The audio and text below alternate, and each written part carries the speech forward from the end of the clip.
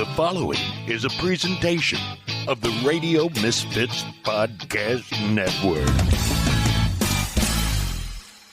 From the birthplace of modern winemaking, Sonoma, California, welcome to The Winemakers. Local experts Sam Couturi, Bart Hansen, and Brian Casey, along with host John Myers, invite you to listen in as they discuss all facets of winemaking. So sit back, pour yourself a glass, and let's hear what the guys have to say this week. Take your time there, Bart.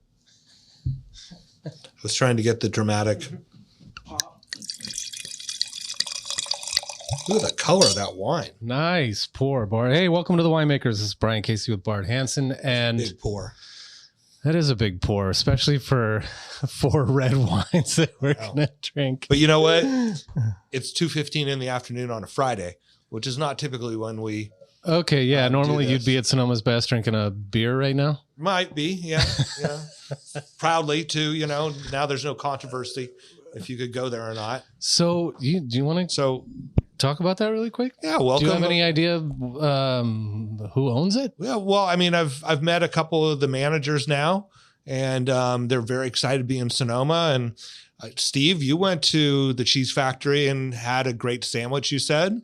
Yeah, the sandwiches are amazing. They were always good there before, but they're really, really, really good. And the service is higher than it ever was before. So the fact that it's not funded by the Matsons make the food taste better? It does. Well, I mean, if you spend a little more money, presumably, maybe that's what's going on, and a little more love, and people want to be there. It was interesting. When I was there, the 2 new manager guys were kind of walking around setting things up. And I saw Bart's wine is there, and I saw, several other people's wines. Local wines are in there. So it's really nice. And now they're having it open for the Tuesday market. So you can grab a sandwich from there and go to the market if you want to. So it's pretty smart. I think they're going to be part of the community. Yeah, and they fully want to be part of the community. They were interested in getting involved with the Vintage Festival, and I've talked to Todd a number of times. Todd at Sonoma's Best. Shout out to Todd. Todd's very happy with the new management, so it's awesome. Okay, and for those of you that don't live in Sonoma, if this doesn't mean anything to you, it's small town politics, but with big ramifications, I guess. You can look it up if you want to look up. Look up some shit has gone 2014 down. Rose Bowl Parade Facebook comments. Or you look up Sarah Stierch, Stierch, at Sarah Stierch on Instagram. You can hit her up and let her know that you're interested in that you'd like to get a little more information on the Matsons. But see, I don't even think she's relevant anymore. Hope that you have a week off because... Wow, maybe we better start this whole show over. All right, so hey, we got Kieran Robinson on the show today. So some of you may have, in our 340 something shows that we've done at this point. I don't know, you've been on before, and I don't know what shows they are, but it's been a while because a long time. I was trying to think about that on my way here. Because You had less gray hair then. Yes. For sure. I was lighter, and that's great. Yeah. Well, no, and that's what I was saying is like part of the reason we're doing this on a Friday afternoon is because we have an esteemed guest in from the East Coast. Right. Yep. Well, that's the thing. We haven't seen Kieran in a long time because Bart, you were saying the last time he was on the show, he was mentioning that it was kind of like a dream of opening up a tasting room in Philly, right? Yeah. Mm-hmm. And so I think maybe you had found a place, but so let's start with that. What year was it that you guys started thinking about leaving here as far as living here and opening up a tasting room back there? So that would have been 2018 at some point because we started to ramp up production to open up, to have enough wine for a tasting room. Little did we know it was going to take us many, many years from then to actually open a tasting room. But yeah, it just aged the wine a little bit. Yeah, it's just exactly. perfect. Yeah. Yeah. So 2018 was probably when we started to think about it. So I'm sure. I know we did one post 17 fires. Wow. Right. Because And that's then- where you told your story of not being able to go pick up your grapes. Right. They were in the bins. Right. Up at Vivio. Yeah. Yeah. John Myers has told that story so many times on the podcast. Sometimes you always it's- get a reference. Yeah. Sometimes even though it's you're not you. listening. Sometimes it's another person. Yeah. And everyone got screwed because the grapes were on the truck. So the grower didn't get money and I didn't Yeah. because they never showed up to the winery. So Yeah. Well, let's. How about we kick it off at the beginning? Because I'm sure there's people that haven't listened to those shows. We talk about you and how you got into winemaking. I'm assuming since you moved back to Philly to open up a tasting room, there was a reason, because that's where you're from, right? Right. Yeah. So give us the I can 30,000 foot view of Kieran Robinson. The quick, the quick version. Yeah. Call it quick and dirty. I grew up in 30 miles west of Philly, and then went to college. I went to Ithaca College up in the Finger Lakes, and that's where I started my wine venture, I guess. Needed a job, so I got a job in a winery, picking grapes, working the crush pad, working the tasting room, whatever. It was, it was a really small winery, so it did everything, and finished school and moved actually back to Pennsylvania, and actually worked at a winery in Pennsylvania for 3 years, and they do have a few wineries back there. It was a great experience, production, I'll say, very loosely, production's production. It's more the grapes you're working with, and then kind of the, it's all hose dragging and filtering everywhere. What varieties did they have over there? So a lot of Bordeaux stuff, Cab Franc, Merlot, some hybrids. I guess some of the white hybrids were like Vignoles and Vidal Blanc and Saval Blanc, and the red was primarily Chambourcin. No Norton. No Norton. It's my line.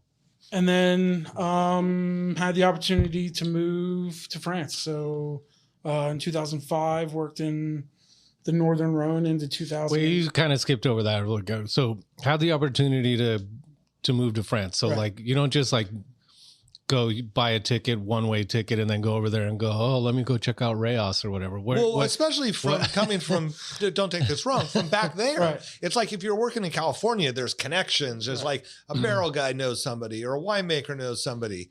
So it was definitely a connection. I had a friend who sold wine. It was a rep in Chicago, and sold. I worked for Domaine Pierre Gaillard, and they rep their wines in Chicago. And so it was kind of like, hey, I got this guy who is in the wine business, wants to work, he can doesn't speak French, but works hard and whatever. So went there, worked in the cellar, vineyard, was there for a season, 05 into 06. And then you started before harvest. Started before, August, and worked through the new year. Till like the young bottle, till summer the following year. Okay, yeah. So like a season, bottled some of the young wines, some of the whites and stuff that we picked. Was that a good vintage? It was a great vintage. Awesome. I remember standing there like a month into it, being like, "Is the weather like this all the time?" And they're like, "No, you're here for one that's really, really good." And Nice. And did you realize where you were working and all? I did by the time I left. Right. When I went, I had no idea. Right. I was clueless. I was absolutely clueless. Like the first time we went out and do a pick, it was in Co-Roti, and I pulled one of the like manager bosses aside and was like, "Hey, do you realize you have white grapes planted in the red grapes here?" Yeah. And they were like, "Yeah, you know where you are." I was like, "Oh, okay, yeah." So that's how green I was. I was good. I could move. You did that in English? Yeah. Yeah. Very well. Yeah. Both French. Do you and want us to English. pick these ones? Yeah. So yeah, I was very green in terms of my knowledge of wine regions, but I had 4 years of cellar experience. So like, making working in a cellar was easy. It was just, I had no idea. But by the end of it, and learning from all, Pierre's partners and his other wineries, being able to just go through, taste everything. And they have a winery in the south of France. We were able to go down and work and taste that. So, I mean, the thing about it is like, you come to California and you get a preconceived notion of how wine's made here, right?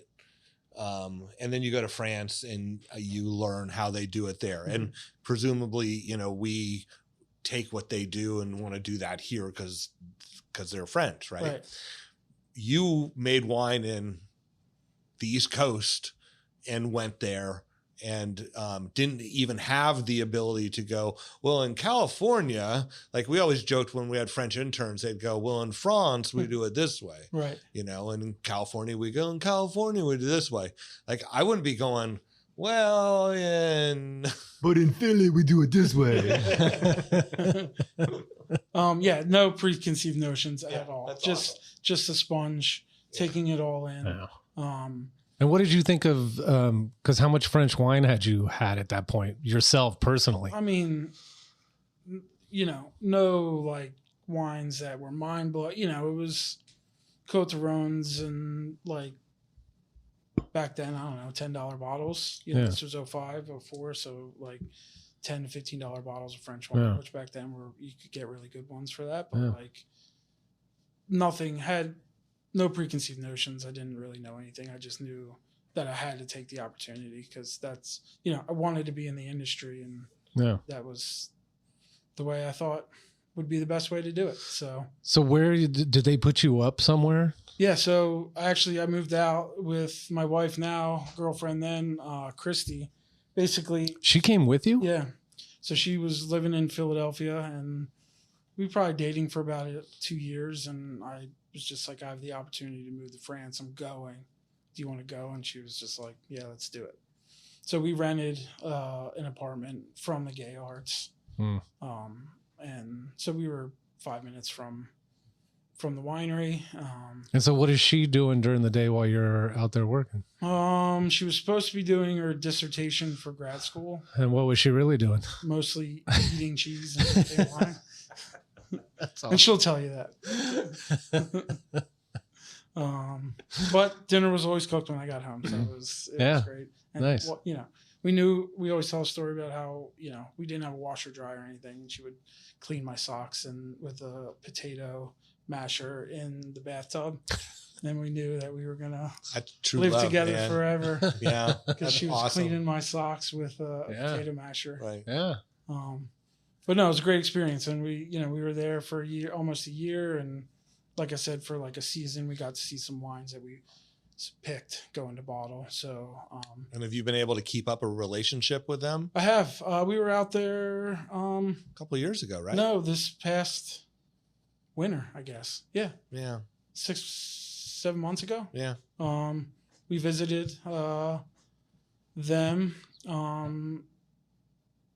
We stopped by, did some serious, Pierre's very like conscious about like when you taste through the wines, he wants you to see where they're from. So we went and like took a nice car ride to see kind of all the vineyards around the property that the grapes were coming from. And wait, does he want you to try the wine while you're actually in the vineyard no, that it came from? Or we did a tasting and then like, all right, let's go check them out. Look at some of these vineyards that we just tasted. And it just rained like probably 2 inches the day before. And if you've ever been out there, the vineyards are pretty sloppy and steep and steep.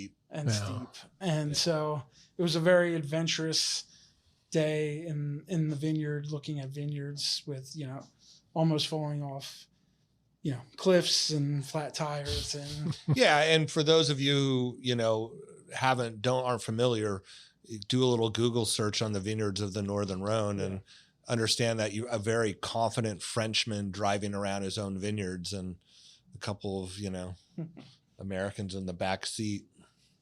Yeah, we went with a couple who he worked in Burgundy 2 years after me, so we went and visited his old winery too, and so.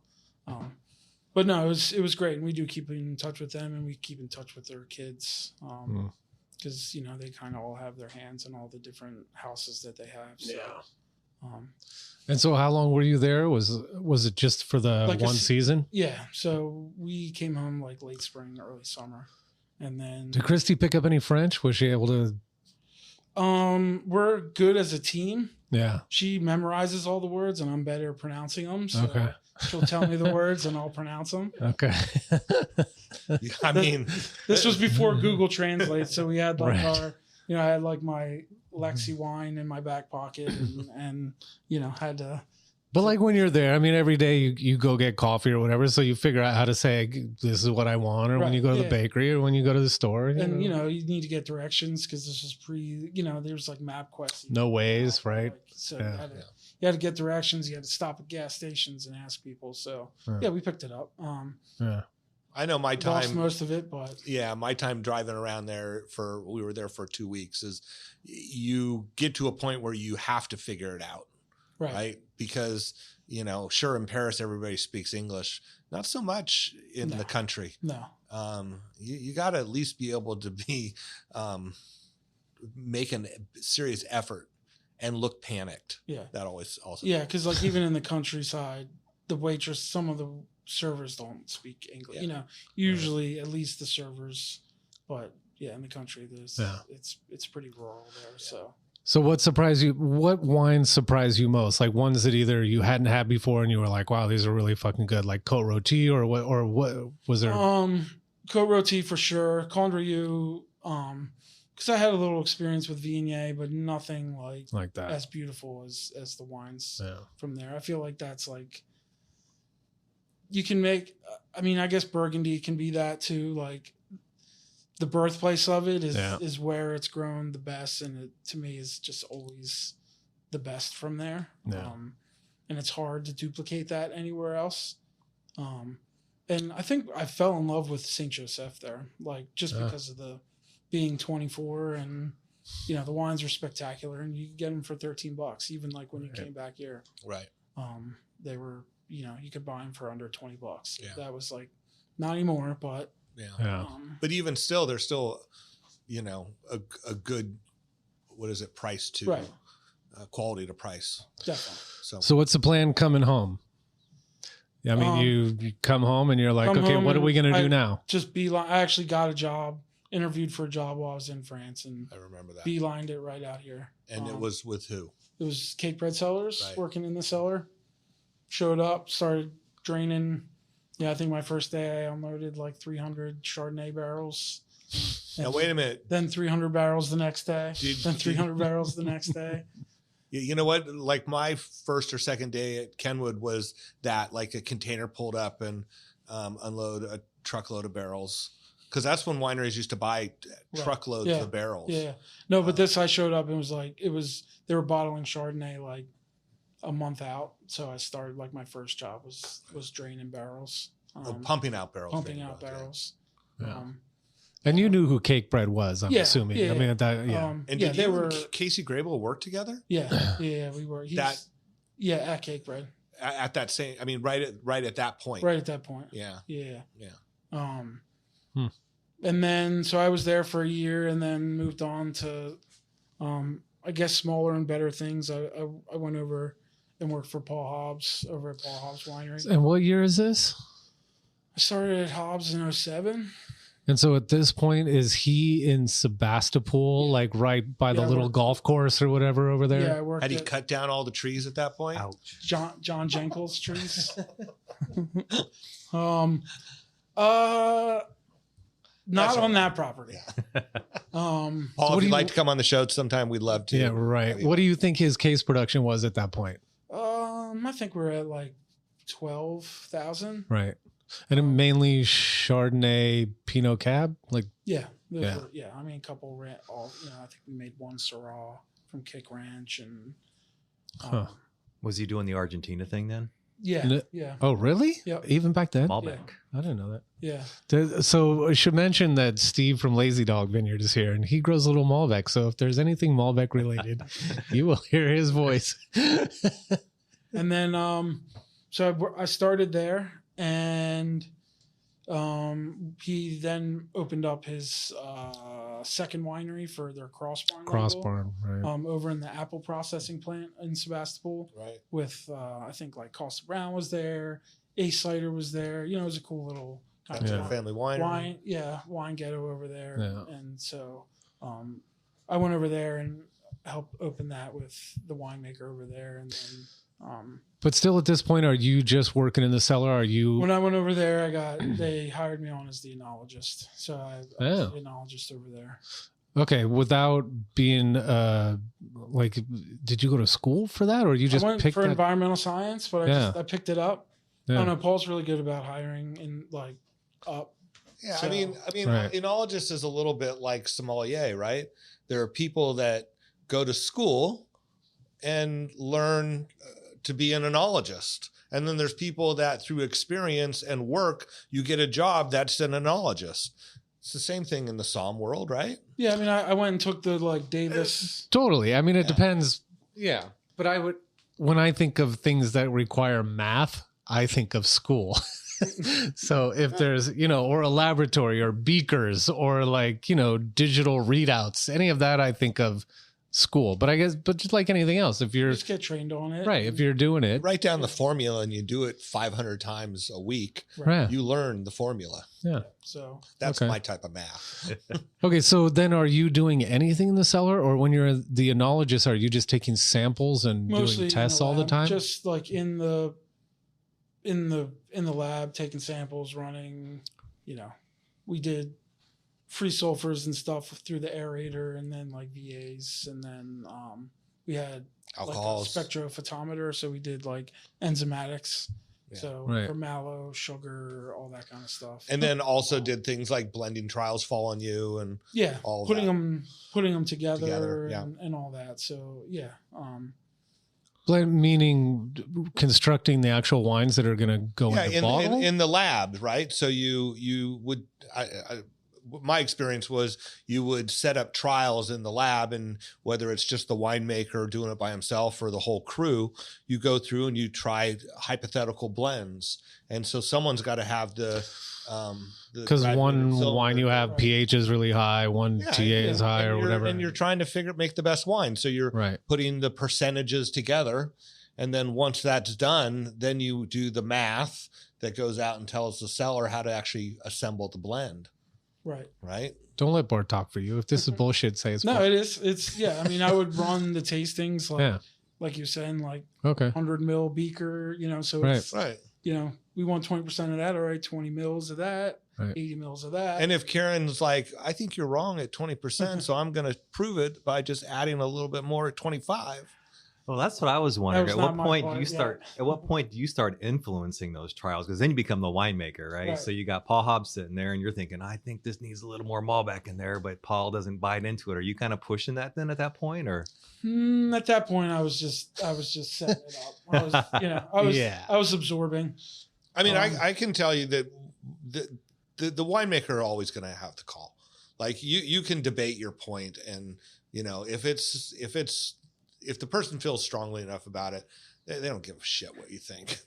But I will say at the end of it, everyone would leave, and then I would be left to clean up. Then I'd be like, well, let's see how that actually tasted Yeah. what I wanted to do. And sometimes it was better and sometimes it wasn't. Yeah. So, Yeah, sometimes you thought it was better wine. Right. Sometimes it wasn't. You're like, they were totally right on that. Right. Yeah. It's a learning process. And that's, Right. It's curiosity. yeah, when you're coming up, that's, you learn on your own. You read books afterwards. Yeah. And then the other thing is, it's really hard when you're in that situation to do that.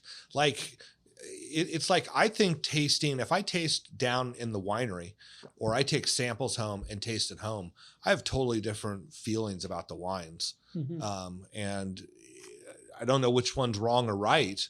I think I take it seriously and focus better when I'm at home than down at the winery.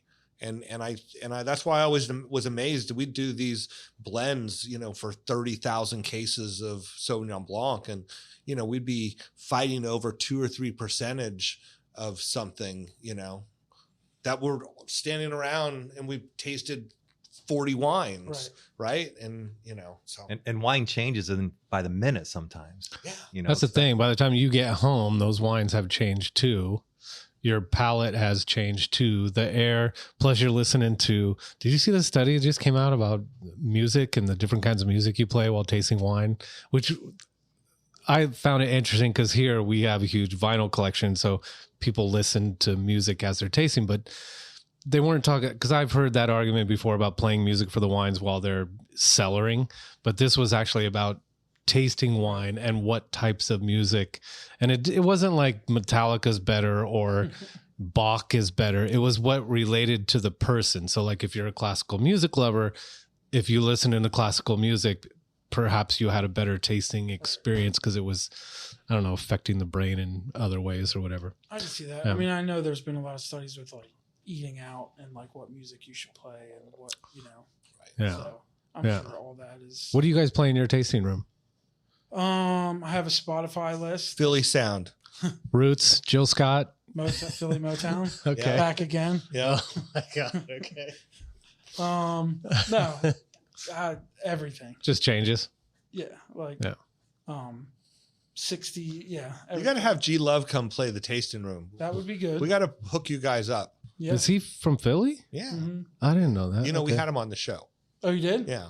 Oh, that's awesome. He likes wine. When he was at Hot Monk. I went and saw the show. Yeah. Yeah. Yeah, he's actually from a Jersey Shore town. Like we went to grew up in the same Jersey. Yeah, Shore he town. was just out here, and he sent me a message and said, do you want to? If the show's tonight, I should have thought of it earlier. And do you want to come? Oh yeah, and Sam ended up driving. No, like the I whole, drove. It was you. I drove him all over. Driving the whole family around. Yeah, I went and picked him up, and he was staying in Roner Park. I went and picked him up in his family and brought him over here, and they went around the plaza while we recorded, and we were silly that I never asked him to bring a guitar and play a song for us. Oh. So, yeah. Anyway. Yeah, we used to go see him play like the bars in the Jersey town that we, like 50 people at the bar. So it's always fun. All right, let's talk about this first wine, and then Steve's obviously moved into the second wine. Yeah, I'm on the Grenache. Yeah. I'm like, whoa, this is good stuff. First wine. It's funny you brought up Casey Grable. I got these grapes through him. This is that Napa Carneros Grenache. Yeah, Grenache. It was the first year that he got it, and he didn't want to take it all, so he knew I was. And there's a little bit of Syrah on the vineyard there as well, so he was like, "Do you want to take the Syrah and then take a little bit of the Grenache with it?" Yeah, where's the vineyard? Los Carneros Road. So it's Sonoma side. No, it's Napa side. It's Napa side. At the end of it's smack dab in the middle of Carneros on the Napa side. Okay. It's interesting. Eric Luce, who is Eric from Eric Ross Winery, he lives down. It's right next door to there. Okay, yeah. Yeah, and this guy planted the vineyard kind of mirroring his stuff. Right. And Eric has some Grenache for sale if you know anybody for this year. But yeah, I mean, I used to always think there was no Grenache out in Carneros, but I don't there think definitely there's much, is. but I know in that little spot, right? They knew it was good, so his neighbor bought a property and wanted to grow something, and I think he convinced them to plant Grenache and Syrah there. So, yeah, this is 80% Grenache, 20% Syrah, fermented 100% whole cluster. 100% whole cluster. Yep. Native spontaneous yeast, and then aged in neutral hogsheads. So when you say you whole months. cluster, does that mean you get in and you just seal it up, or that you get in and foot trotted or pump it over? Wait, is foot trot a word? I stomp it with my feet. A lot. Foot trotted. What is it? What's the correct term, Bart? Yeah, I think trot is correct. Am I getting called out on making up a word again? Trot maybe. Trod. But anyway, Past tense of tread is trod. I love stems, but I'm not a huge carbonic maceration person. Mm-hmm. So I like to really stomp the grapes. So I'm not getting like a ton of that like super red fruit. The bubble gum that comes with that. Yeah. You know, it has some Grenache. I think it kind of overpowers what the grape actually tastes like. So we really stomp it and then put it in and pump it over until we can foot stomp it in tank and foot trot it. Yeah. Future All right, past all tense. right, all right. It has been foot trode. Yes. And then larger format barrels and just let it. Where are you making the wine at?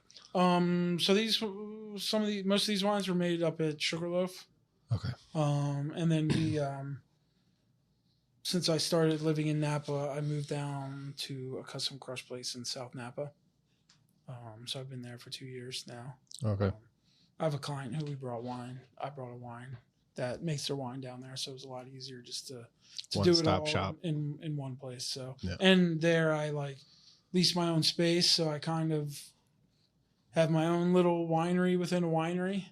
So it's not a protocol that you're turning in that someone else is doing. I can do that. I have that's kind of the great thing about it. Like if I'm not around, I can put in a work order, top my barrels, stuff like that. But I do all the harvest work and all that stuff. And then And then when you crush fruit, there's someone there, there's a crew there to help you.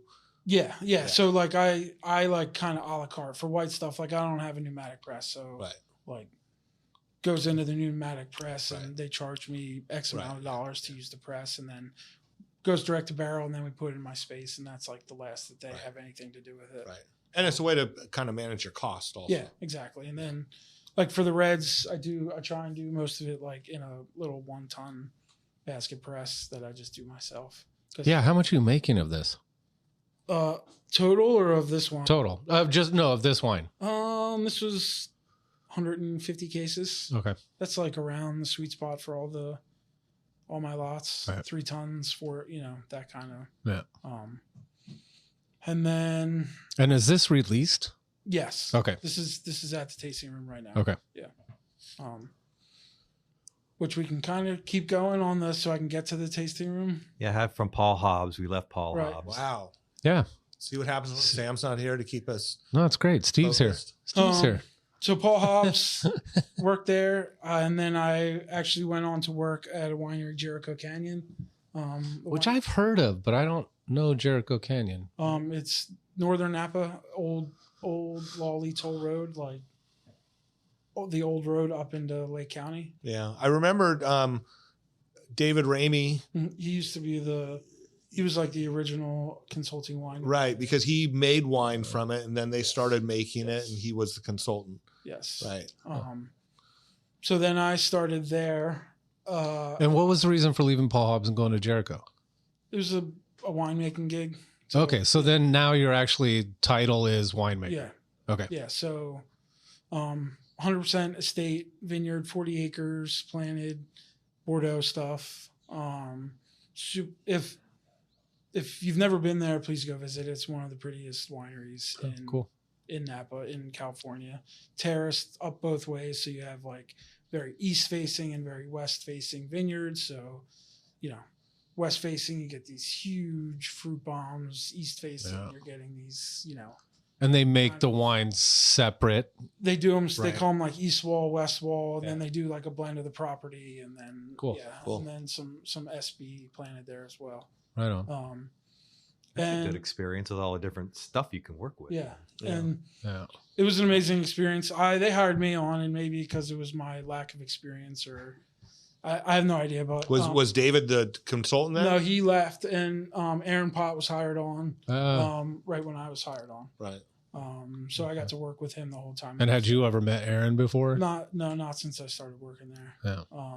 Which was, a great experience to kind of pick his brain. Yeah, at that point, was he doing a bunch of other projects? Was he a consultant for it? And he had his own thing going on? Jericho, I think Blackbird, St. Helena Wine Company. Okay. So he was established as a consultant at that point. Yeah. And then they actually had... I worked with Michel Roland there too, so that was pretty spectacular to kind of. Yeah, how did that? He came. They hired him as a blending consultant. So just to come in for blending trials and three times a year. Wonder how much that makes. How much do you make doing that? Oh, he does a good job, I think. I mean, for him, how much do you pay someone to do that? A lot of money. A lot of money. What's a lot? I got David Ramey's invoice across my desk one time, and I turned it back in because I said, "There's no way that I'm supposed to be approving this." Bro, is this at Benziger? You That's mean? David Ramey. Yeah. Wow. Yeah, it got put in the. So wrong that's a file. job where he would just come to California and then Oh, you do. would have, you would have France, everywhere. He would have 50. He would show up. He'd have to do like 2 a day, morning. Do you ever see the movie Mondovino? Oh, yeah. Do you guys see Yeah. Mondovino? Yeah. Oh, you got to watch it, Brian. And I've heard really positive things about him and really amazing things. But Mondovino is you have to take it was definitely like they were trying to make him right.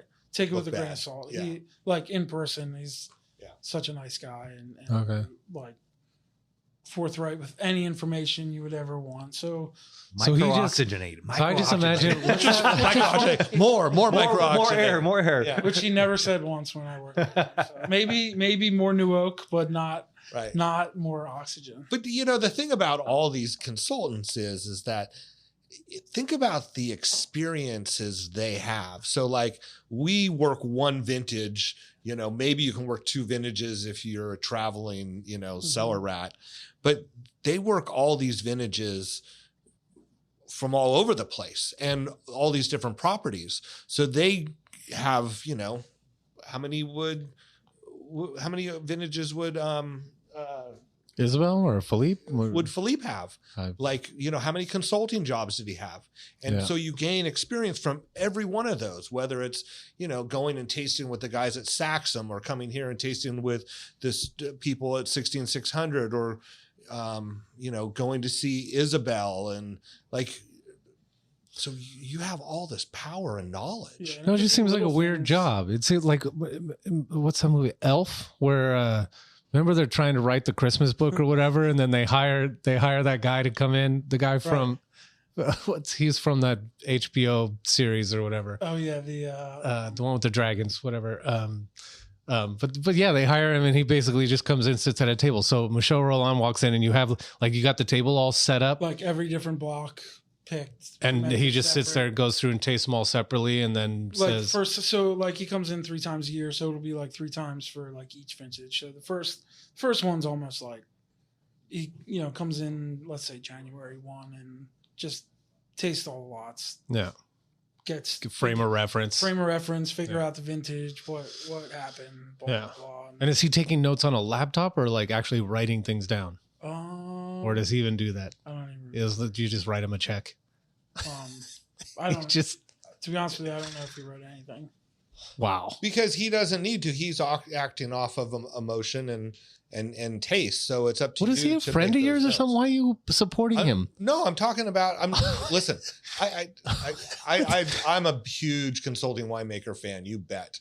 Okay. That's me and you, Brian, in the one. What do you think of this one? Yeah, it's pretty good. I'm like, I just can't believe it's a Exactly. job. And then you come in, you're giving this guy a bunch of money, and then he comes in and he drinks a bunch of wine. He's not even taking notes.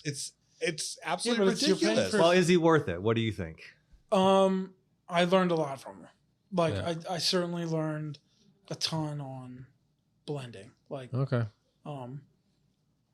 worth it is Yeah, I mean, do you It's- get higher scores and how much you selling the wine for and blah, blah, blah. You'd have to cost that out. That stuff I don't know, but like And to say he's your consultant, I'm sure there's some cachet, right? And but he brings a wealth of Like knowledge. when the wine writer comes, of course. yeah. He brings a wealth of knowledge and to be honest with you, like 9 times out of 10, his blends were always the best. Right. Which is kind of rare. Like when you sit at a table with 10 people and you guys are all doing blends, right? It's usually its strongest personality, not necessarily Right. the best wine that's Right. winning the day, but that's a rare thing when you get someone that's 9 out of 10 times is The only nailing it. problem with that is that you suddenly get all these wines that start to taste the same, though, Right. right? Because he's tasting from France to Screaming Eagle or wherever he's coming in and helping out.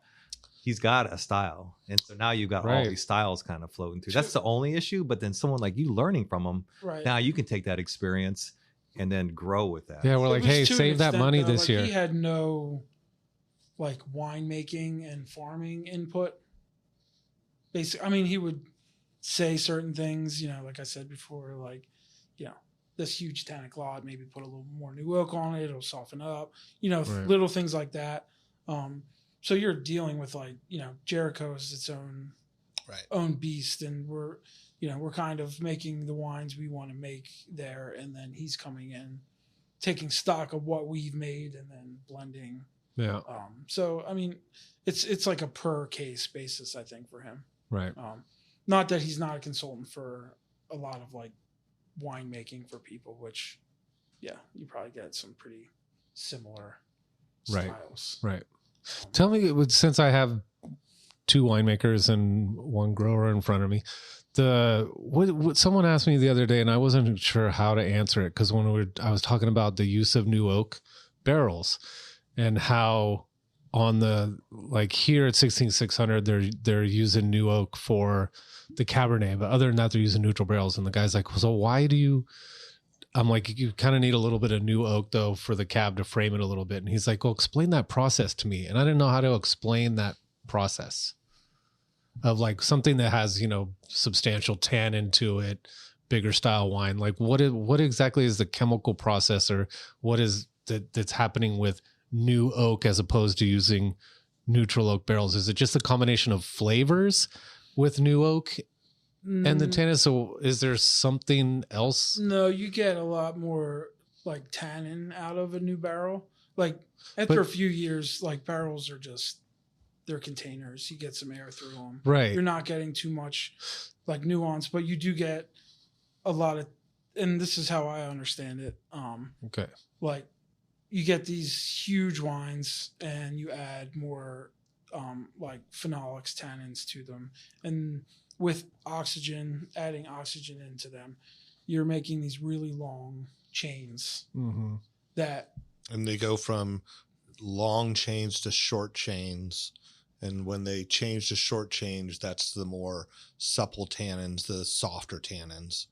And so what you're doing is you're actually adding to the wine, and someone's gonna call us on this, Kieran. That's so curious, right? Because I didn't know how to answer that question. Like, it's something I've talked with those about. Longer chains, it is like a more like bigger, but like perceived, because they're not small sharp tannins. They're like a perceived softer. Right. But it's chemically changing the tannins. So you're chemically changing the tannins you have in the skins from the Cabernet with the tannins coming from the barrel. Yeah. And if you get it right, then it's nice. If you get it wrong, we've all had those wines. It's crap. So it's a tough decision to make. It helps kind of sometimes create length. Sometimes if you have a wine that has a hole in the middle of it, meaning it's got flavor in the front and it's got tannin on the end, but there's a big nothing in the middle, it can help kind of bridge that gap. I bought a new barrel a couple of years ago, was hesitant to, one new barrel with a small amount of production can make a big difference in a bottling. But when we tasted it after being in the barrel for 10 months, there's no doubt that it helped round out the wine and make it richer and more drinkable. Right. And it did not taste like oak because it was at a low percentage. Right. But it helped shift the wine. Yeah, and that's all like barrel makers. They're like winemakers. They're like, they all have their own idea of what makes a good wine. You have impact barrels, which he's talking about, like one barrel that like out of 10 that can make a huge impact, but you would never have all of them that. Right. And then you have other barrels who are lighter and more nuanced that you would use more.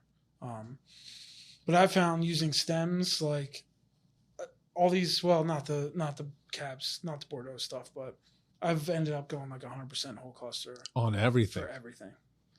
And do you find that you use less new oak than when you at all? Any new anymore. Huh.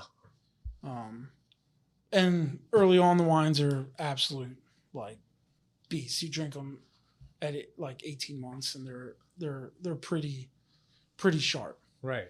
But as it goes, they're softening up, and it just adds so much ageability and freshness to wines. We still have, I still serve at the tasting room our 09, our first vintage Syrah from Vivio, and it's still pristine. Yeah. And like I've just become a huge fan, and I go in like, all right, maybe I don't need to do 100 in every year. I'm like, meh, like, let's do it. I mean, certain years, maybe not. Like, right, because if your stems are like too green, then are you worried about that? Or you don't? I haven't had that problem. I mean, in 10 and 11, yeah. But that was 13 years, like recent vintages. So I just poured some of the Grenache, but can we quickly just go back to the Grenache Syrah from Carneros and just tell me, like for me, that's got a ton of fruit to it. Yeah. For cool weather, right? Yeah. Cool weather really area. kind of really salty, I think. Yeah. And I don't know if that's the stems or being in Carneros, like because of the, And are you picking the Grenache and the Syrah separately, or it No, all these comes in were- at the same time and then all gets pressed together and everything? co-fermented Right. in the tank at the same time. Okay. And So one thing that happens when you have a cool the weather fruit is you have finer tannins, right? And so you don't have to worry about all the extra oak and everything they have to do in Napa, right? So that's why our site, they don't have to put much oak on it. It's got really fine tannins. And I mean, Phil Couturier was the first one to point out, he goes, I love the tannins here. And so the weather and where they're growing makes a big difference on how much oak you need to use too, and the style of wine that you're going to get. So just another factor that you have to throw in there. Yeah. And then the other idea is that in cooler area, like where Steve is that it takes a little longer to get ripe. Yeah. But you don't need that. You don't get that huge sugar accumulation, hopefully. When you're building complexity Building slower, complexity. right? That's what these wines kind of have going, I feel like. Yeah. When were these open, Kieran? like 2 hours before. Okay. In the parking lot. Yeah. Okay. Yeah, and then the next one is 100%. 100% Grenache from Judge Vineyard, which is a pretty well known vineyard. Absolutely. Bennett Valley. Where is it? Is it on Crane Canyon Grange? Yeah. Off of Grange Road. Okay. Yeah. Like on the hill up from Bennett Valley Road. So on the Matanzas Creek side, not on the Roner Park side. It's in the middle. Like if you're taking Bennett Valley Road and make a left onto Grange, it's a mile up on your left. Okay. They grow Grenache, Sauv Blanc, some Viognier, and Syrah, I think. And this was like totally had the opportunity. It was like 21. I needed more grapes to kind of round out the year, and just cruising winebusiness.com in the middle of September and saw like,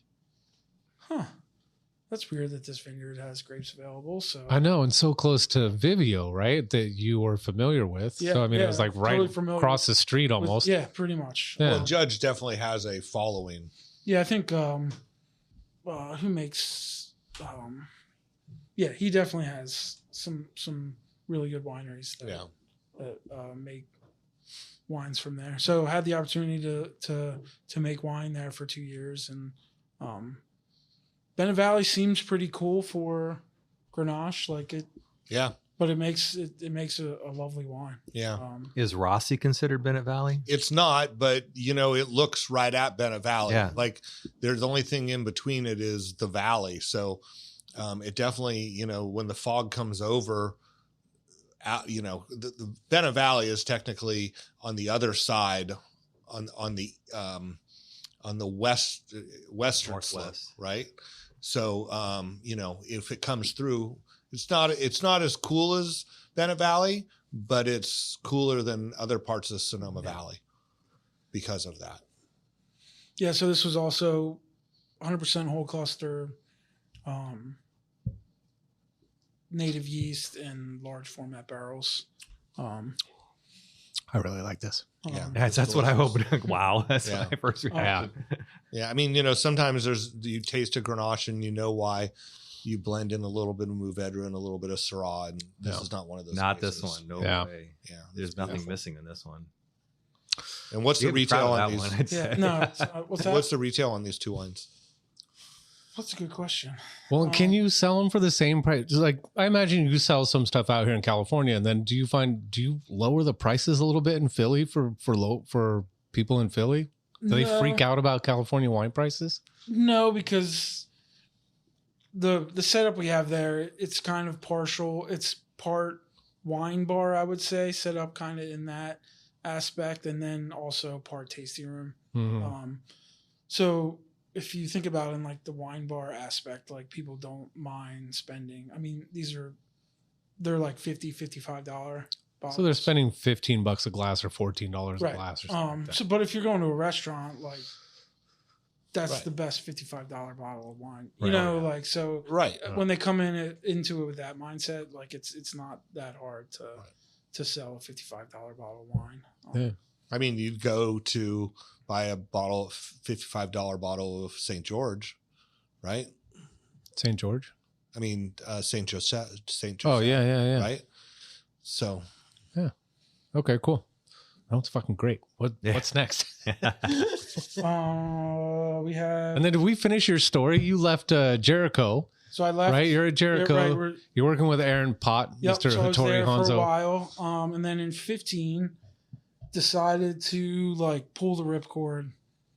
I was making my wines at Jericho. I was making them at Hobbs. I was making them at Jericho. They were letting me kind of make a little bit on the side. And were you selling that stuff, or that was just like personal? No, we were making like a couple hundred cases a year just of the Vivio Syrah. Right. And then in 12, we started to make a little bit of Viognier. So the like, level 13, level 700. Level 700. Thank you. Yes. I remember that wine. And so, finally decided pull the ripcord. Let's go out on our own. So we ended up leasing a winery up in West Dry Creek. Right, with you and Michael Scorsone. Yeah. So we split the winery. And so from 15 to 18, we made all of our wines up there and did tastings up there, and we were probably ended up being distributed in like 8 or 9 states. It was like PA, Jersey, Delaware, New York, Illinois, California, and Washington State, and DC.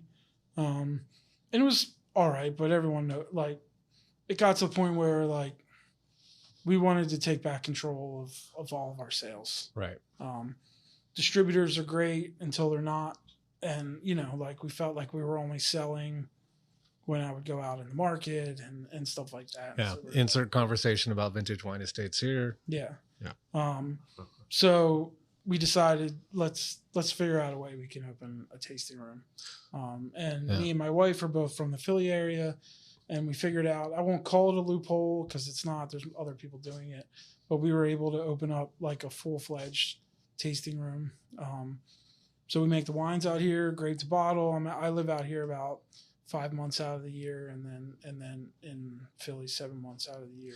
How do you get the wines back to Philly? Do you actually you just ship them all and pay for it yourself to sell there? Mm-hmm.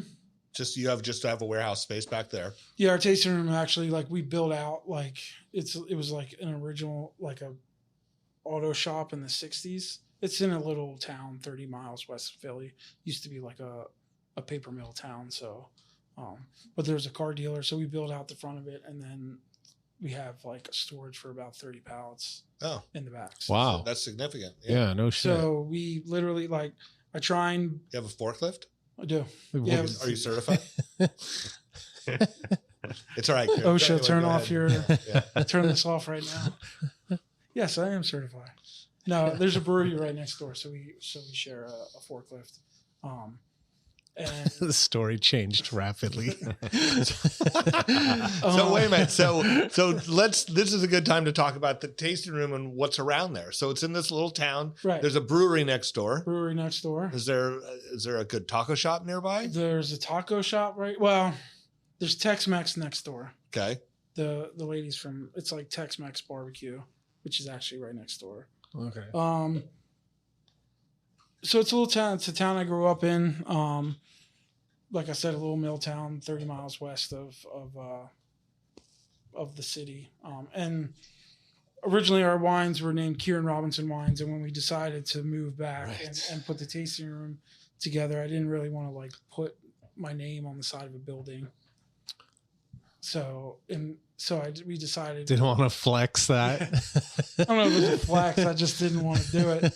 Maybe because I didn't want to see everyone from high school. But I was going to ask you if you've been back to a high school reunion since you opened up the tasting room. That's what the tasting room is now. No. Right. Every weekend it's alumni.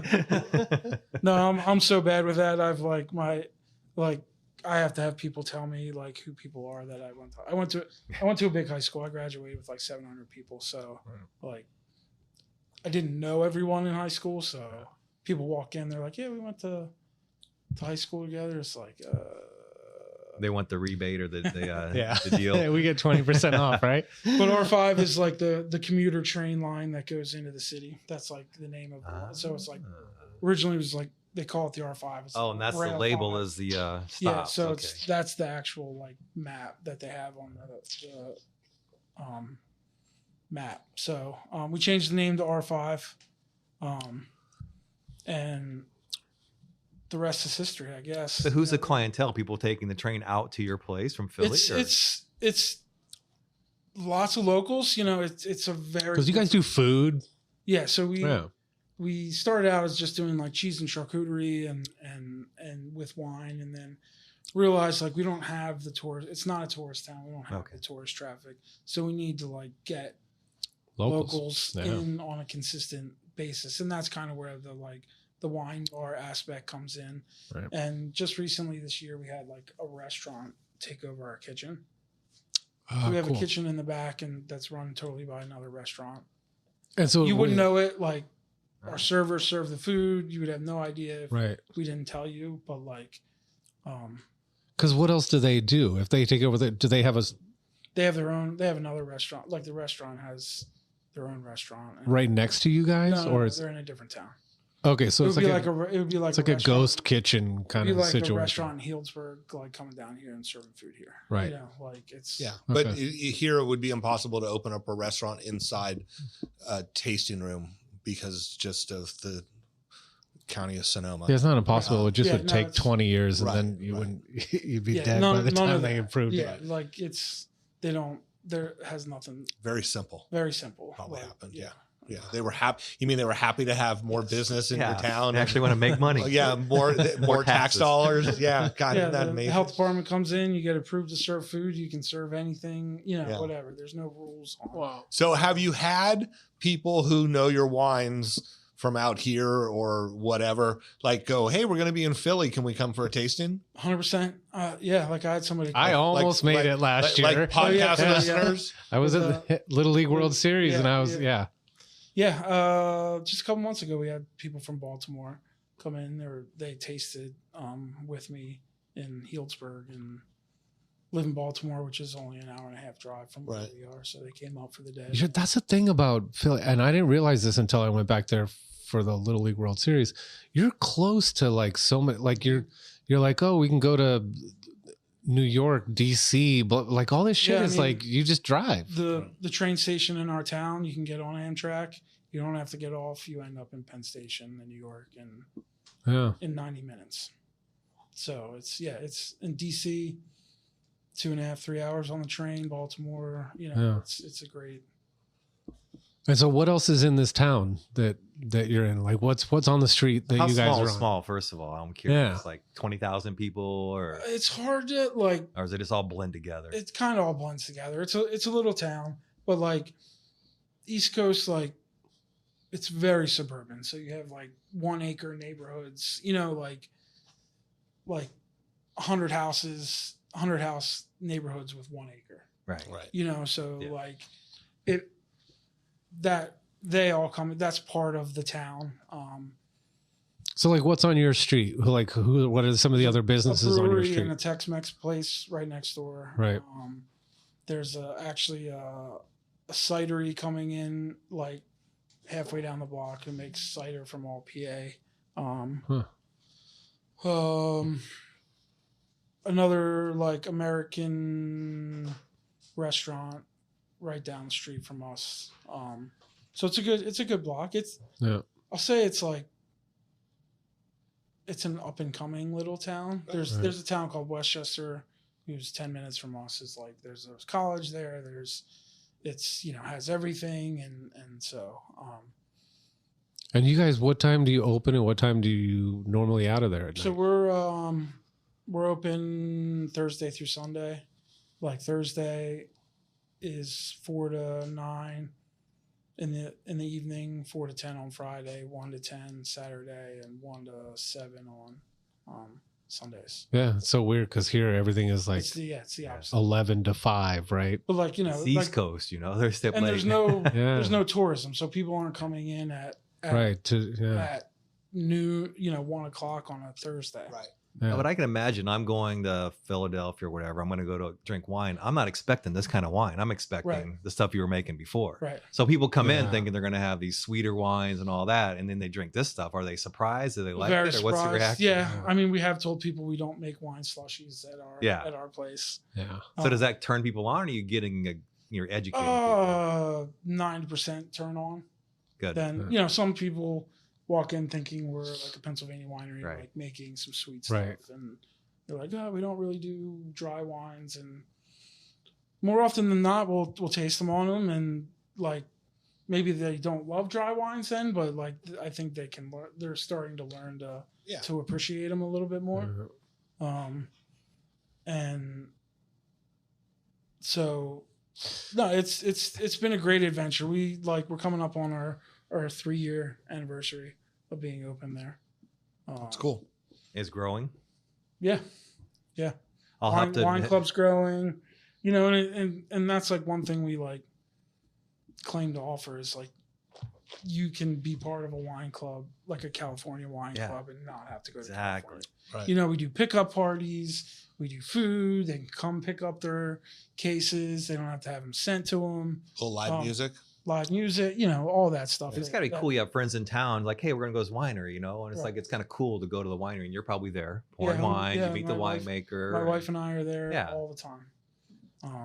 But speaking of, let's talk about this wine. So, Yeah. because I'm This assuming, wine, the is this nose. named after, what is a Shepherd's Syrah? So that's my wife's maiden name. Okay, that's what I thought. Yeah. I didn't So know. I finally thought we that named can't it- be a finally she coincidence got- that she that got- was a vineyard. No. Okay. No, we wanted. So this wine is from a single vineyard off of Napa Road, kind of catty corner to Friedman's. I think Phil actually planted it. Oh, it's that one. It's gone through like 3 different. Yeah, it owners. was called Broadway and Vine at one point. Phil farmed it. It was organic. Now I think David Rothschild David took it over, Rothschild's, and yeah. that's who I was buying the fruit from. And then he left there, and so I stopped getting. But he was farming it organic there as well, and that's who I was buying the fruit from.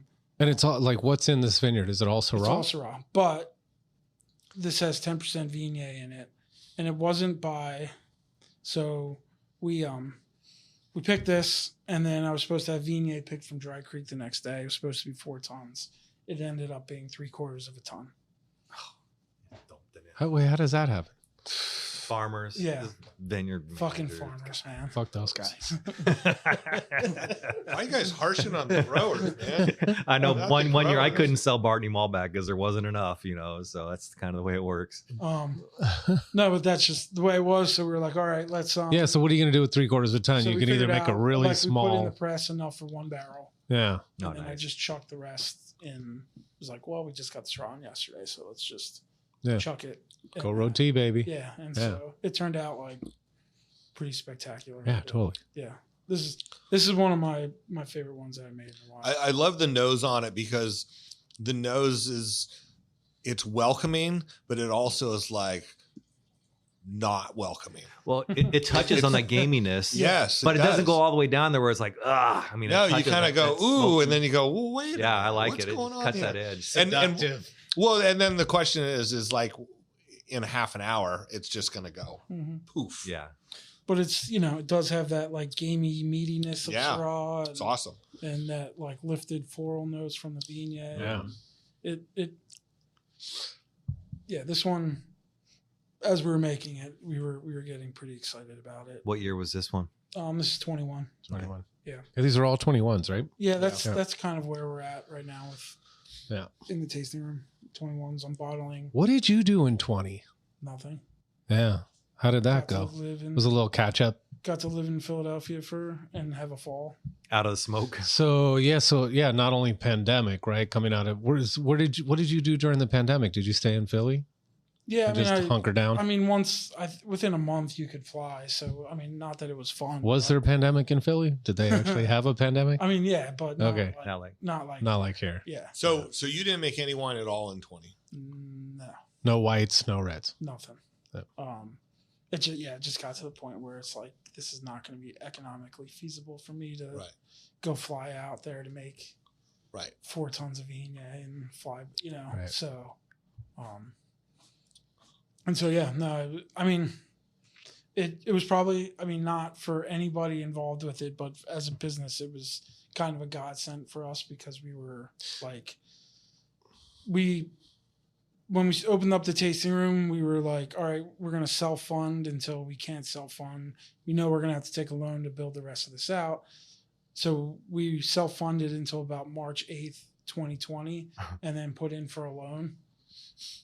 And, 3 days later, the world ended. Yeah. And so, like, it was like, oh, shit. Like, we're never going to get this loan. There's no way they're going to give us money to open up a tasting room when you don't even know if people can go in. So we had to, like, pivot, and it took us, like, an extra probably 9 months to a year to get open because we had to figure out how and where to get money from.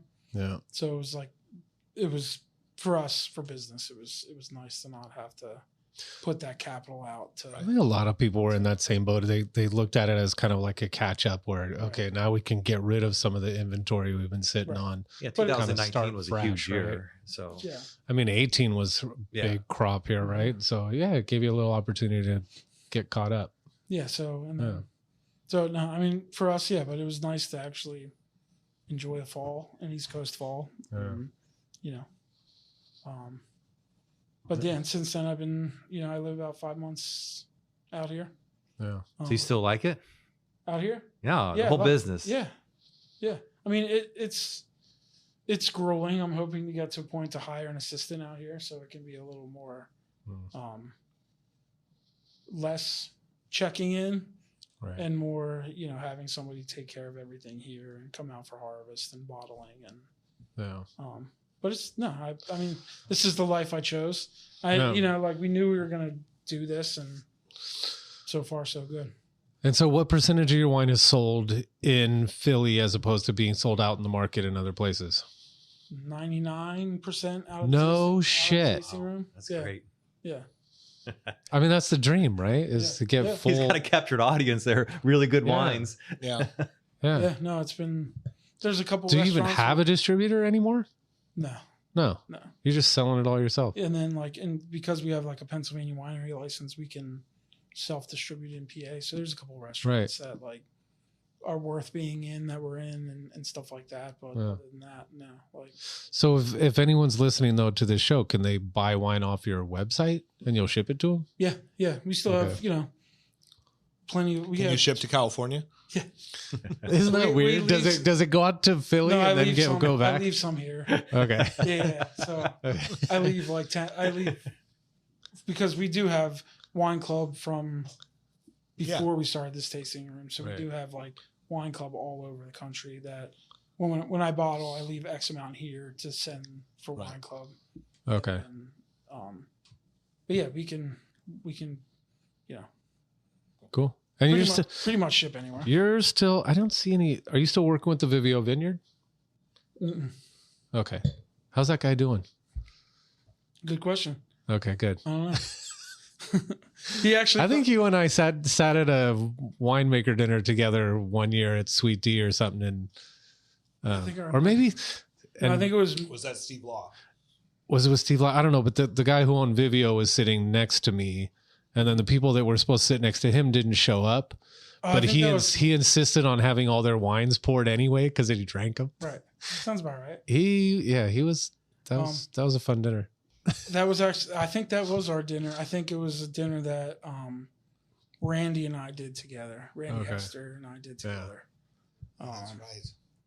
And he actually texted me a month ago and was like, "You want to buy some fruit?" I was like, "I'm good." Some Texas fruit? No. Joe Vivio texted me. Oh, Joe Vivio. About buying fruit. I was like, it's such a great spot. I mean, I wish I could take over his property. A lot of people do. Yeah. That's the dream Yeah. spot for me It's a to great- live. It's a raw spot for sure, 100%. Yeah. I mean, we Where went- is it exactly? Up on Grange or Crane Canyon, Oh, whichever, It's you like know, as you head up. It's at the the top of. Yeah. It's right next to that really good KJ Merlot vineyard. Okay. And he has Syrah, but then he also has Roussan on the property. Yeah. So, I mean, it's just like, I would love to go in there and kick him out. I think Take Pinot over his Valley's so house. underrated. I mean, the Sauvignon Blancs that come out of there and everything are just so Yeah. good. The Grenaches. Grenache. I mean, There you go. it's great. For sure. These wines, I mean, I can see why you sell 99% of them. Once people taste them, like, okay, I'll take some of that. Right. Yeah. All right, that last bottle. Last one. All right, so from yeah, this has my a weak ass different eyes, label. I can see Montecillo on it. Yes. So, project I'm working on that is opening. So, are you technically a consulting winemaker, I would, or do you have I would call clients? myself. Thank you. Yeah. What are you doing out here for 5 months out of the year? There's got to be something else going on. You're a winemaker who has a couple Try. clients. So, some Philly people came into the tasting room and found me and wanted to kind of open up a similar situation that I have in a town over. I spoke of Westchester earlier. Mm-hmm. So basically, same business model, but they do mostly Bordeaux varieties. Okay. So no competition. No, not really. Different thing. Very like mutual. They said like one cool thing about PA licensed wineries, you're allowed to sell any other wine with a PA wine license. Oh. So like Wait, so in your tasting room, you can. I can sell Sell their his stuff, and in their tasting room they can sell mine. okay. And you're also allowed to sell PA made spirits and beer. Oh, that's great. So we have like 5 beers on like there for people. Oh, Bart's gonna come visit tomorrow. So it's created this really cool like ecosystem of being able to pour local like. Whoa. So this vineyard there's a huge wait list for this vineyard.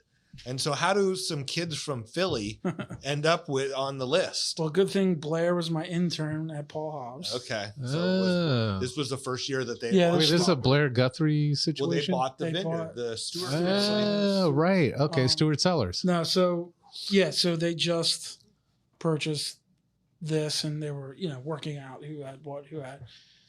As they got through it, they had a ton or two left, and Cool. I kept bugging him about getting it for my clients. That's crazy. And then finally was able to get some. Wasn't able to get anything last year, but Blair, if you're listening, we would love to get some more this year. So this been a really fun project to work on. The winery's name is Turk's Head. Turk's Head. with that? So it used to be, it's the name of a knot, and there used to be a Westchester. The town of Westchester used to be called Turk's Head. It was named after a bar in Westchester, and then it slowly turned into Westchester, and so they decided to name the winery Turk's Head, and it's like from when you look at like a Turk's turban, like it's like that knot kind of, Yeah. and that's kind of like what the knot's named after. Are they Turkish? No. So yeah, we're making like Bordeaux's from all over, mostly Sonoma, a little bit of Napa, but So what's in this? 100%. It's 100% Cabernet. Well, maybe like 98% Cabernet, 2% Right. PV from Fountain Grove. Huh.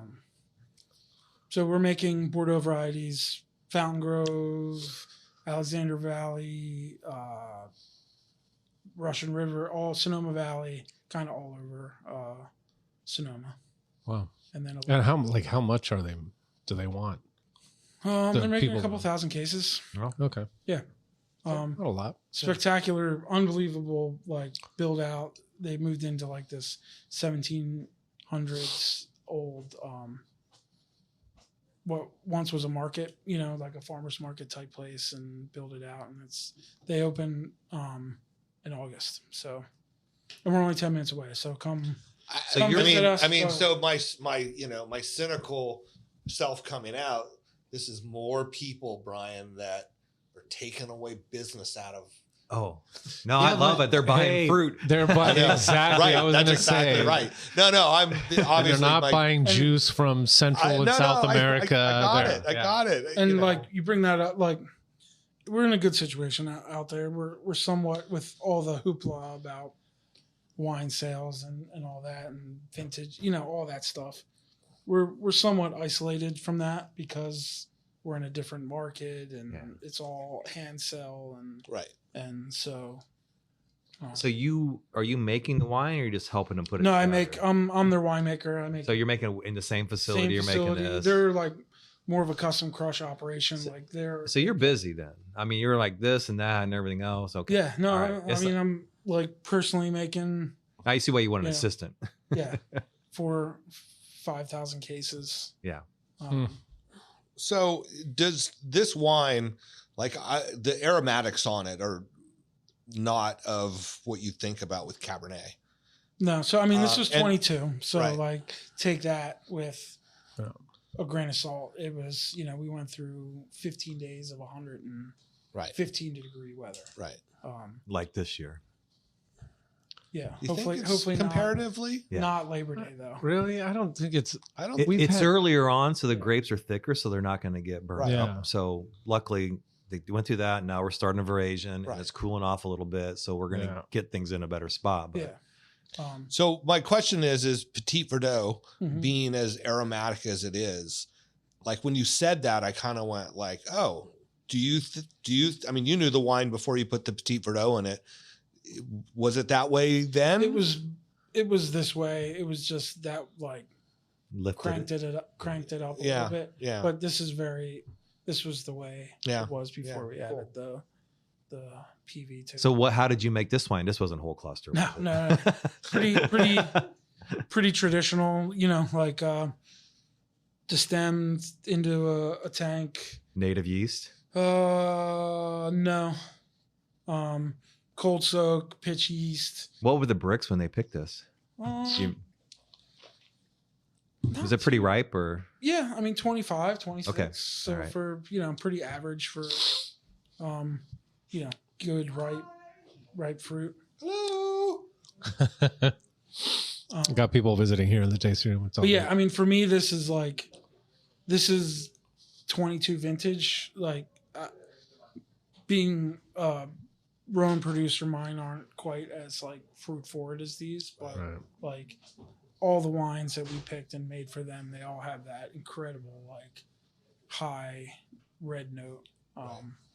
And the 23s are just so much different. Right. That's really been amazing to me is the difference in the 22s and 23s. That heat spike. They're 180s from each other. Right. Yeah. It's amazing. And not that, I mean, 23 was an amazing bit. Like, I think for the style of wines I like, and it was amazing vintage. Tons of acid, the aromatics and everything, the colors and everything. But the 22s, like I think people are going to be pleasantly surprised. Yeah. They're ripe, they're red fruit, but they're delicious. Yeah. So are you actually going to offer this wine until they get their thing up and running? I mean, is this the first vintage was 22? Yeah. So we made reds in 22 and a couple whites, and then we doing Sauvignon Blanc Semillon? Yeah. Where are you getting that from? We get SB kind of from all over. We're getting 2 in Kenwood, 2 SBs in Kenwood, Semillon in Kenwood. Is that from Cundy? Yeah. Who's sourcing the fruit? Are you getting that? You're getting the contracts and everything? Yeah, I mean, we go through some brokers, but okay. I do like most of the brokering. Yeah. Cundy might be easier here pretty soon. Well, no, Cundy's vineyard and winery are like two totally different things. separate. Okay. Yeah. And that's another conversation. Yeah. It's all coming down. California. So, all right, let's give a little shout outs, Kieran, to the R5 Wines Tasting Room. Why don't you tell us the website, tell us your hours, if you want to shout out a phone number or whatever. Do you have any events coming up you want to promote? No, I mean, all of our events are on our website, r5wines.com. So it's R and spell out 5wines.com. Thank you. We're in Downingtown, right in town. Like I said, we're 30 miles west of Philly. So if you're in Catch town, the what train? it used to be called the R5. It's called the Paoli Thorndale now. Okay. Brings you within a half mile of our place. If you're in Philly and they're doing the Amish Lancaster thing, we're halfway between Amish land and Philadelphia. Not many Amish buying wine. So you can stop in and have a glass of wine before you. When did we talk about Viognier? Are you still making Viognier? I am. Yeah. Okay. I didn't have any whites here. Okay. And where are you getting the Viognier from? Is it from? It's Dry Creek. Okay. Preston Vineyard.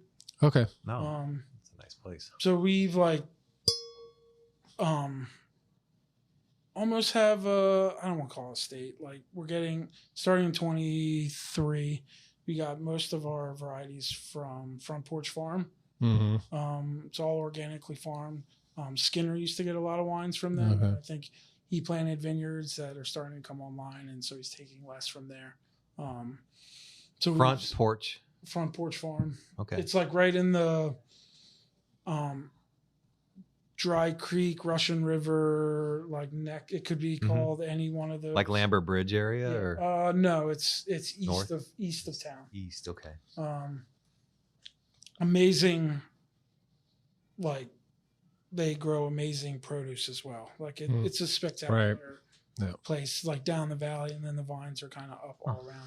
So we get Syrah, Mourvedre, Grenache, Grenache Blanc, and a little bit of Marsanne Roussanne hopefully this year, and then next year, and then we get Viognier and Syrah from Preston. Do you get much input on the farming then, since it's kind of one spot? Are you able to say? Yeah, I mean they do a great job. Okay. It's like it's all predominantly like head train stuff, and so it's been great. The wines from last year are great. I'm excited to get them again this year. Cool. So, and it's nice they're certified organic, so it's finally was able to kind of almost get everything we're bringing into the wine. Yeah, I noticed on your website you do still have a little bit of Steel Plow and a little bit of Rossi wines on there. They're still on the menu. Cool. Yeah, we have like a half pallet of each of them left. Nice. Yeah, and they're a fan favorite. Cool. Sure. Yeah. Cool. Good to hear. Yeah. How close are you to Harrisburg? Hour and 20. Okay. Yeah. I just found it curious when I went out to dinner there, and it was a nice restaurant, and the wine list was trash. And That's why he's doing so good. It was all like highly distributed wines. Yeah. So for a lot of places, you have to go through the state to get most of your wines, unless you like really want to work with a distributor and like get wines. They call them like special orders, but everything has to be through the state, and so it's always just the big guys. Yeah, that's what it was. I mean, Harrisburg's not really known to be like, Is college there? Or? It's the capital. Oh yeah, there was. Yeah, you're right. Now that I think of it, there was a lot of like federal like buildings. Right. Yeah. So ugly. I mean, no, it was great. And there was some really nice restaurants. The restaurant that my dad and I went to was fucking amazing, farm to table. Right. But I was excited about like having a nice bottle of wine. I think we ended up going with a cocktail and a beer because it just was. I'm like, I'm not drinking. You live in Mecca. Cupcake. Yeah. Sounds about live in Mecca. Yeah. I mean, yeah. Pennsylvania's a pretty like, especially in that area, it's a pretty big beer.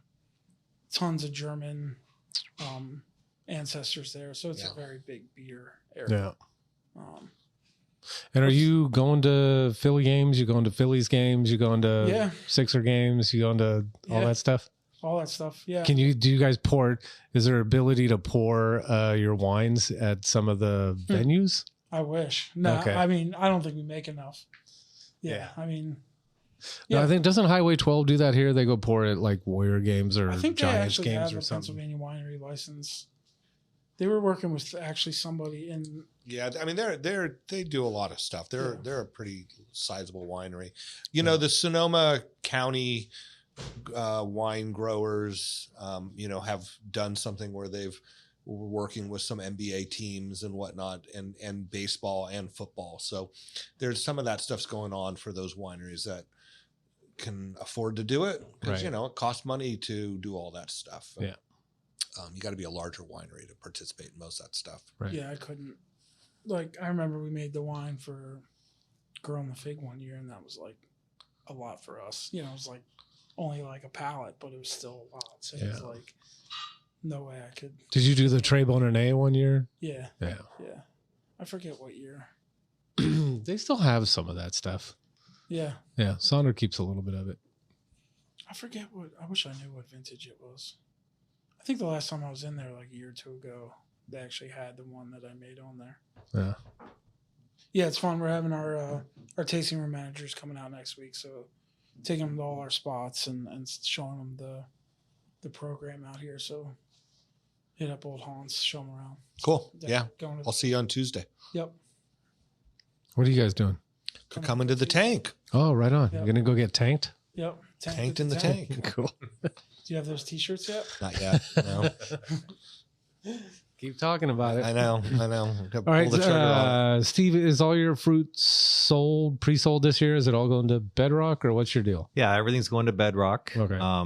Ton here and there for very small people who want to buy some fruit, but right Do now they have to be everything's going small Bedrock. people, or they Not have small people, but small Okay. winemakers. First of all, I want to say these wines are amazing. These hits Yeah. all the notes that I really like in a wine. So these are great wines. So Yeah. very good. Thanks for having me here. Had you'd never had these wines before? I've never had these wines, and I mean that Grenache. I think we all Yeah, pure that Grenache was one. my Yeah. standout. and for that the full day. stem thing, I can start to think about that a little more. So that was a pretty interesting thing. So, but yeah, we got through the heat okay in the vineyards. They're starting to go through Yeah. veraison right now. We're lucky. We've been farming with the same group for almost 14 years now, and so they know how to anticipate the heat and deal with it. We haven't in the past and lost, almost all of our Malbec a couple times just because of the heat. So we pull the leaves correctly and everything else and stuff. So everything's going to Bedrock. This will be our third season with Bedrock. So the 22 is already out. The 23, we got to taste some of the wines already, and they're doing an amazing job with those. Yeah. And we're looking forward to what 24 is going to taste like. So Yeah. it's good. They're really nice people to work with, and it's a Yeah. great relationship. Cool. Appreciate it. Yeah. And Bart, you still have some of the Malbec from I that still vineyard? have some Malbec Mavericks in my bag over there. There's an open bottle. You want to pull it out, we can give it a little taste. The wines are delicious. I have a bunch of Steve's wines I need to bottle. Hoping to get something bottled here in a few weeks. Keep moving on. Yeah. Steve's, I'm happy to see the success you're having with your vineyard. Yeah, we've owned it for almost 15 years now. I was just thinking about that. And the way we start out with Phil got us regrouped, and Phil quit us like he does other people. And we're too small for Phil, but he got us headed on the right direction. And now we've got a great relationship. And it is it's fair to say you kind of struggled finding a winery that you had a great relationship with. And it sounds like you're starting to get there or there with the Bedrock team. Yeah. I mean, first of all, we started selling to Benziger, right? Right. It was kind of an interesting relationship there. Things were kind of changing and stuff like that, but loved learned a ton from that group over there for sure. And then to Vianza. And then when Vianza got bought out by, the Vintage Wine Estates, we kind of lost a really nice contract. Right. But then we worked with some great winemakers. Some winemakers are trying to make Napa Valley wine with Sonoma fruit. That doesn't work very well. Right. That's what I like about what's going on here with these wines we're tasting today. So, but no, it's going really good. And working with Morgan and everybody, that whole team over at Bedrock, it's just a great team to work with. Yeah. Kieran, thanks for stopping by today. Yeah, Kieran. Yeah, I'm glad we finally got to catch up. Yeah. No, totally appreciate it. Yeah. Well, And what is it? RFIVE wines.com. Correct. R5wines.com. Yeah. And follow you on Instagram too, right? Check out some of the pizza coming out of your R5 Wines. yeah. On Insta and Facebook. And anyone that comes to PA, they can come by and check you out. Yep. Yeah. Or if I'm out here, you can come by the winery. Oh, cool. If someone's out here and they want to set up a tasting, you willing to do that? Yeah. Okay. Yeah. So I'm out. I mean, I'll be out here. And so what facility are you at? RD Winery Okay. in South Napa. Right. Yeah. So it's like right at Green Canyon 29. Yeah. Intersection there. Cool. So not the easiest place to get to, but depending on. It's on the way somewhere. Yeah, it's on. Definitely on the way. It's on the way out of the valley for sure. Or back into town. Yeah. It's a good location though. That's awesome. Well, keep up the good work. Hope you have a great Yeah, harvest. totally. It has great wines. Yeah. Thank you. Shout outs. You got anything going on? You want to talk about? you want to talk about Vintage Fest? Of course. Okay. Give me the deets. I heard Give me you the last days. week. Give me the price. Right. Oh, wait a minute, Katie. Let's talk about Vintage Festival. September. Here. Oh boy. Yeah, hold on. Let's bring someone in. Introduce Katie Holden here, a newest member of the Sonoma Valley Vintners and Growers Association. Katie, hi. we were just talking about Vintage Festival. Well, what perfect timing that I just happened to I'm going to pop in put you here. on the spot. Well, it is September 26th through the 28th. It's a Thursday, Friday, Saturday. On Thursday night, for the first time, it's called Vintage Movie Night. It's at Spastiani Theater. We are showing the original Call of the Wild movie, which Valley is of the cool. Moon. Yeah. Okay. And then on Friday night, we have the Harvest Dinner at Gunlock Bunchy Winery. Newly regenerative certified property, right? Yep. It's nice. All outside. We'll be dining under the stars. It'll be beautiful. Cool.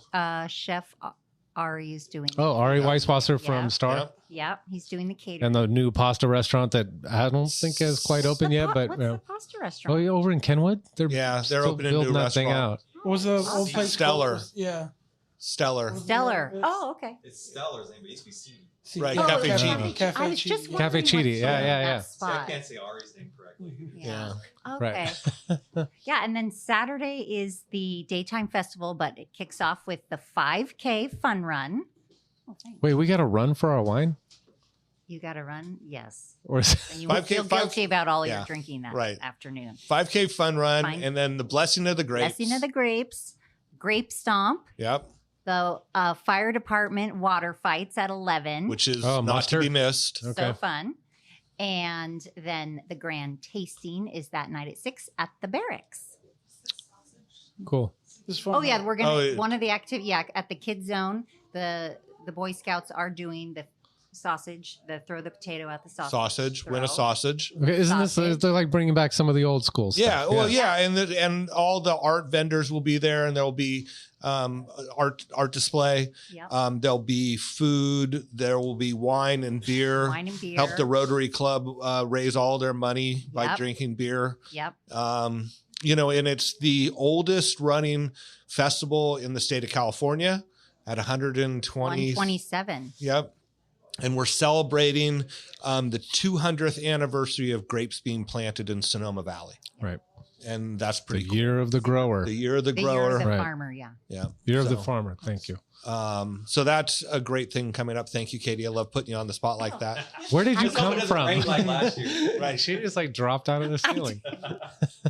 I just saw Jasmine a little bit ago. I said, "Oh, I'm going to pop in and because I haven't been in here." Cool.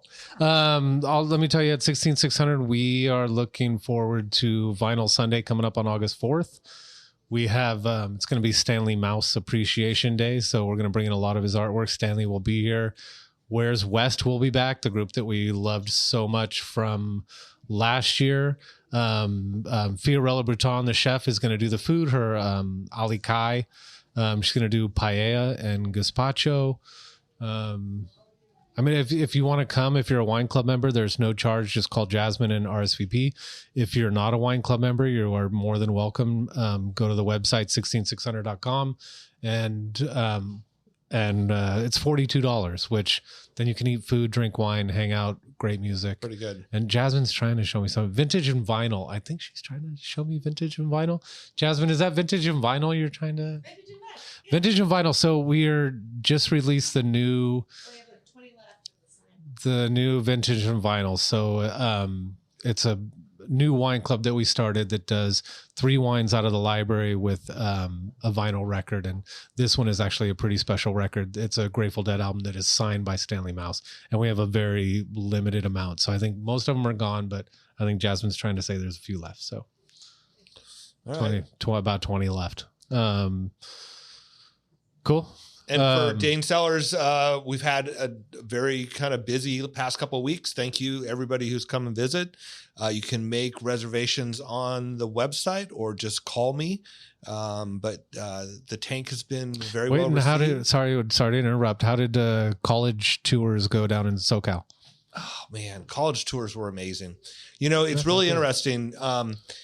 There were campuses that I think Dane had thought he was going to want to go to. And there were campuses that I don't think he thought much of. Mm-hmm. But just as parents walking behind him and just watching him, we definitely saw the schools that like energized him. Was it just hot girls that walked by and he was like, oh, I like this? No, school? You know what? At this point, he's caught up in more things other than that. I mean, cool. So Occidental looks real strong. Loyal Marymount. We did go to USC. We saw Redlands. We saw a number of other schools. So we're just getting there. School starts in a couple weeks. I know. I can't believe summer's almost over. It's awesome. And yeah, he's going to be a senior. It's going to go by really fast. Yeah. You got a little man. Yeah. So, anyway. All right, cool. Thanks Kieran. Thank you so much for coming by. And as Steve said, as always, wines are great. Yeah.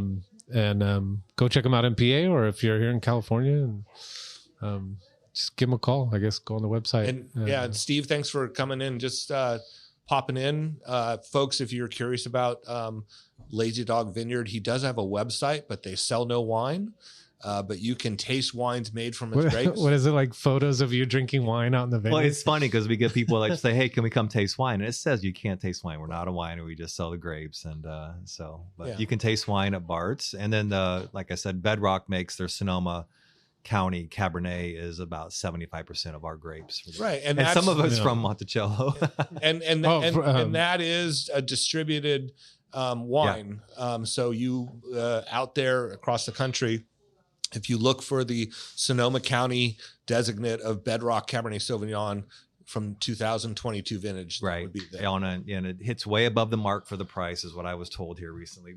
Well, and same thing with your Malbec that Bart made. I think it is the best deal that Bart has in his portfolio. Like I seriously told him he should charge $100 for that wine. I don't know what he's charging for it. It's funny because you have people who made it previously. They were there was a team that was from a Napa winery, and they said, we're going to sell this for $100 a bottle. And the guy was like, no way. So thank you. Yeah. It's good stuff. All right. Price is going up tomorrow. Yeah. You keep saying that best deal. Let's just sell what you got, Bart. All right, cool. Thanks guys. We'll look forward to talking to you next week.